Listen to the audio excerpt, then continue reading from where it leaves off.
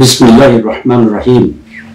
বিশিষ্ট ইউটিউবার জনাব ইলিয়াস হোসেন বিদেশ থেকে ইউটিউবের মাধ্যমে এই জাতির বিভিন্ন ক্রান্তিকালে উল্লেখযোগ্য ভূমিকা পালন করেছেন, সেই জন্য আমি তাকে ধন্যবাদ জানাই। এবং তিনি একজন অত্যন্ত জনপ্রিয় ইউটিউবার, সেই জন্য আমি তার প্রশংসা করি। কিন্তু দুঃখজনক বিষয় হচ্ছে, উনি গত কয়েকদিনে দুইবার আমার নাম উল্লেখ করে কিছু তথ্য দেশবাসীকে ইউটিউবের মাধ্যমে জানিয়েছেন, যেগুলোর সাথে আমার দূরতম কোনো সম্পর্ক নেই। তিনি বলেছেন প্রথমবার যে ভারতের সাথে আমি বিশেষ সম্পর্ক রাখি, এবং দ্বিতীয়বার একেবারেই আমাকে রয়্যাল এজেন্ট উল্লেখ করে বক্তব্য রেখেছেন। এবং ওনার বক্তব্যে উনি বলেছেন যে উনি শুনেছেন এবং কেউ ওনাকে এই বিষয়টি বলেছে।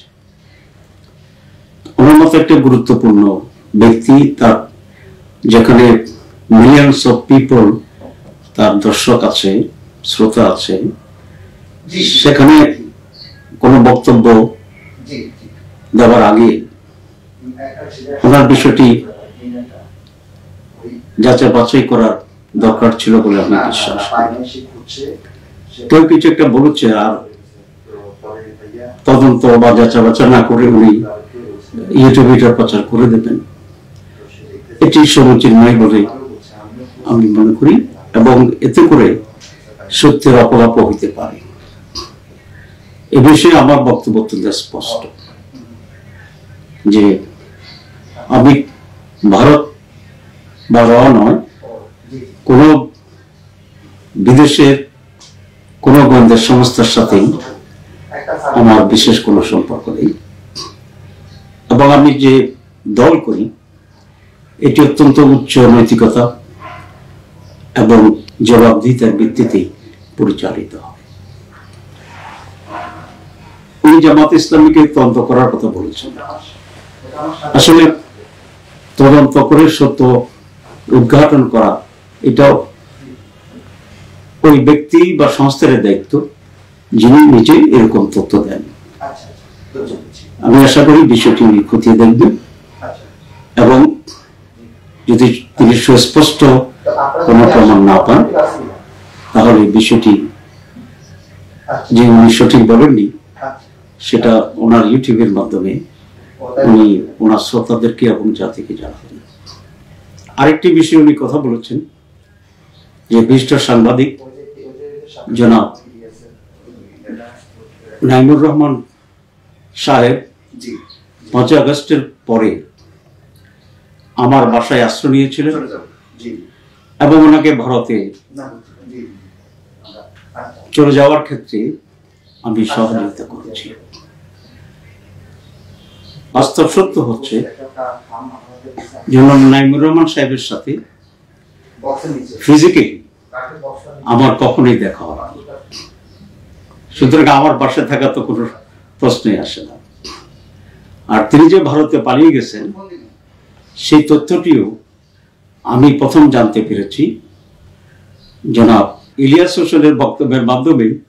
আমি প্রথম জানতে পারলাম যে সাংবাদিক নাইমুর রহমান সাহেব ভারতে পালিয়ে গেছেন। সুতরাং এখানে ওনাকে ভারতে পালিয়ে যাওয়ার আমি সহায়তা করেছি বলে উনি যে বক্তব্য রেখেছেন, সেটি একেবারেই একটি ভুল কথা, ভুল তথ্যের মাধ্যমে করেছেন এবং এটা সত্যের অপলাপ হয়েছে। ওনার মতো একজন গুরুত্বপূর্ণ ব্যক্তি যে কোনো বিষয়ে বা যার বিষয়ে হোক, যখন কোনো কমেন্ট করবেন বা জাতিকে তথ্য দেবেন, এটাই নৈতিকতার দাবি যে তিনি বিষয়টি যাচাই বাছাই করবেন এবং সুস্পষ্ট প্রমাণ তথ্যের ভিত্তিতে সেটি বলবেন। আমি ওনার কাছ থেকে কমপক্ষে এই ধরনের নৈতিক আচরণ আশা করি, কারণ মিথ্যা তথ্যের ভিত্তিতে